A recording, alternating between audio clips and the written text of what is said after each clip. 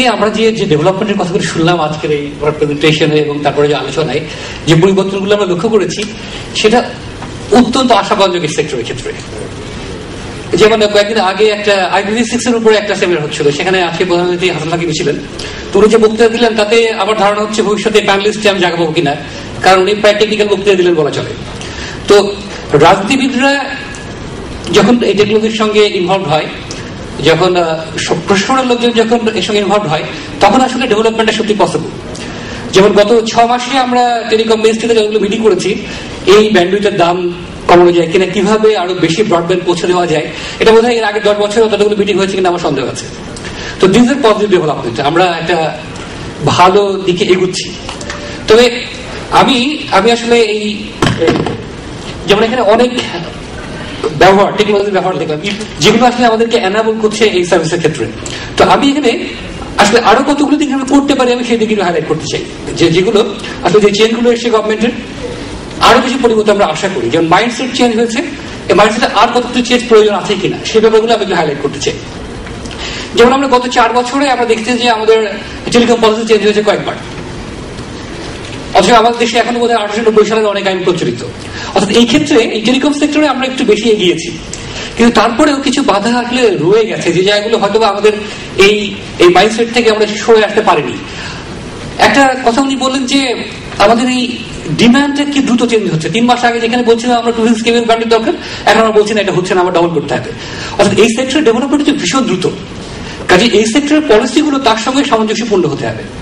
আজকে আমি যে সার্ভিসের কথা বলছি, 6 মাস পরে আমরা নতুন ধরনের সার্ভিসের কথা বলছি, এটা চেঞ্জ হচ্ছে, আমরা ডিমান্ড খুব দ্রুত চেঞ্জ হচ্ছে। তো আমাদের নীতিগুলো এমনভাবে হওয়া উচিত যেন তার সঙ্গে সামঞ্জস্যপূর্ণ হয়।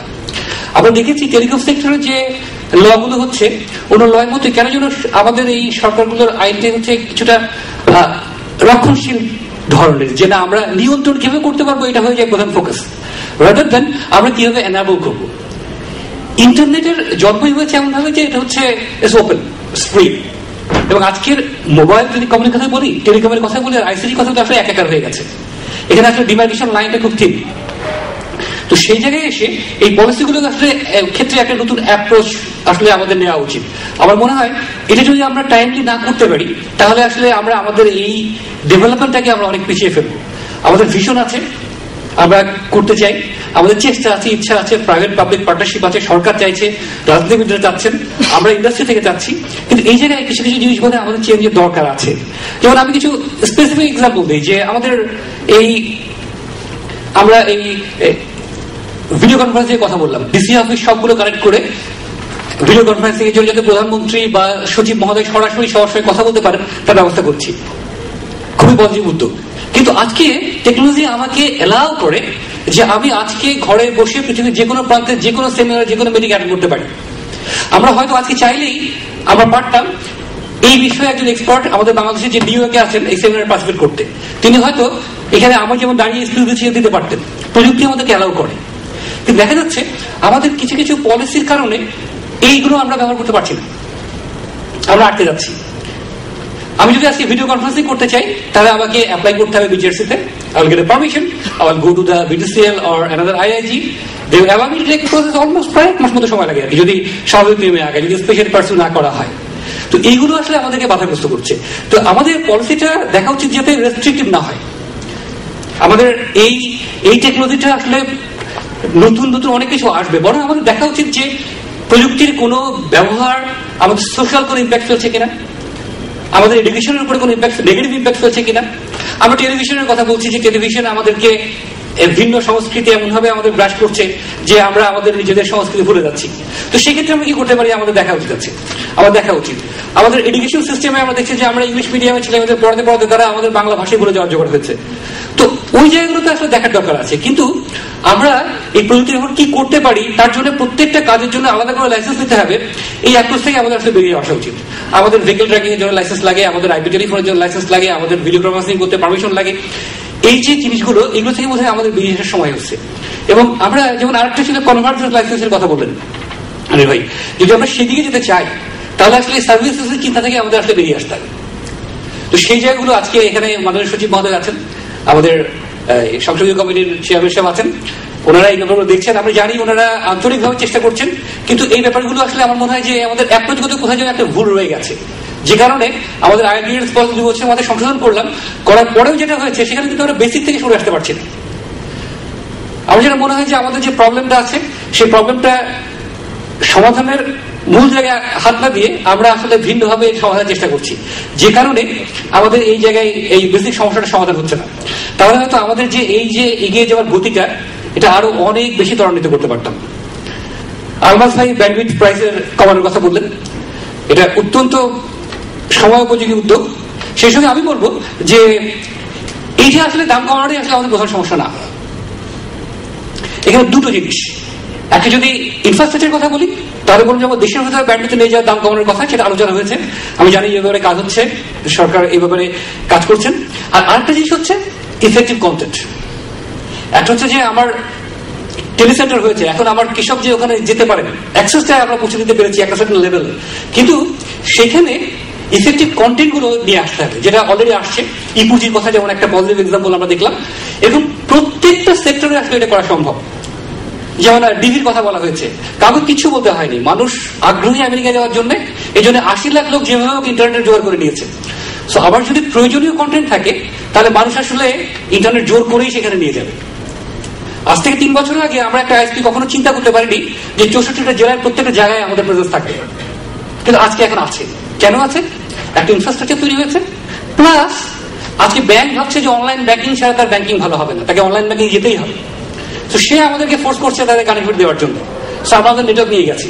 এটা শুধু একটা ইন্ডাস্ট্রির একার বিষয় না, আইসিটি একটা এনাবলিং এনভায়রনমেন্ট ক্রিয়েট করতে পারে, এবং যেখানে আসলে প্রত্যেকটা মানুষের ইনভলভমেন্ট দরকার।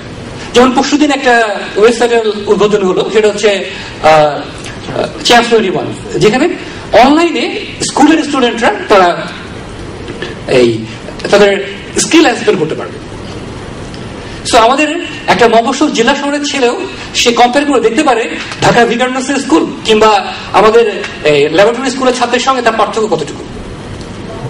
তো এটা এডুকেশন ক্ষেত্রে যেমন হয়েছে, সেরকম প্রত্যেকটা ক্ষেত্রে এই কাজটা আমরা করতে পারি, এবং সেটা যেমন করতে হবে সেই সঙ্গে আমাদের একটা মনিটরিং থাকতে হবে, যেটা আসলে সেটা কি ইফেক্টিভলি কাজ করছে কিনা। আমি 2 বছর আগে আই ক্যান রিমেম্বার যে আমি ঢাকায় জিআই এয়ারপোর্টের ইমিগ্রেশনের যে ইমিগ্রেশন ফর্মটা সেটা অনলাইনে ফিল আপ করা যায়, এবং 2 বছর আগে থেকে এটা চালু আছে। এবং আমি 2 বছর আগে এটা ফিল আপ করলাম অনলাইনে, এই কাগজটা যখন আমি কাউন্টারে দিলাম, উনি দেখলাম কাগজটা পাশে রেখে আবার আমার পাসপোর্ট দেখে ডাটা এন্ট্রি করবেন। তার মানে কি ওইটার সঙ্গে ওই কাউন্টার ইন্টারফেস নেই, আদারওয়াইজ তুমি আমার ওটা দেখে একটা সিল মেরে ফেলে দিতে পারতেন। তো এইগুলো আসলে ইফেক্টিভলি ইউজ হচ্ছে কিনা, এবং এই সেক্টরটা এত পরিবর্তনশীল, সো টাইমলি এগুলো আপডেট করা। আমরা জেলা তথ্য পাতার ছবি দেখলাম এখানে, তো এটা আসলে আমার দেখতে হবে যেটা আসলে মানুষ ইফেক্টলি ইউজ করছে কিনা, না হলে এই কন্টেন্টগুলো ইমিডিয়েটলি পরিবর্তন করতে হবে। আর না হলে যেটা হয় সেটা হঠাৎ করে একদিন আমরা একটা পেপার নিউজ দেখবো যে গভর্নমেন্টের অমুক সাইট হ্যাক হয়েছে। আসলে এটা কেন হয়? এই কারণে আমরা একসময় খুব একটা ভালো উদ্যোগ নিয়ে একটা ওয়েবসাইট তৈরি করি, কিন্তু তারপরে ওটার মনিটরিং এবং মেইনটেনেন্সের কাজগুলো আমরা করি না।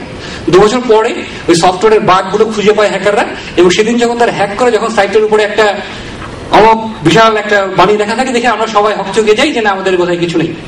আসলে এই ব্যাপারটা হচ্ছে যে মেইনটেনেন্সটা, এটা ধরে রাখা, টাইমলি জিনিসগুলোকে আপডেট করা।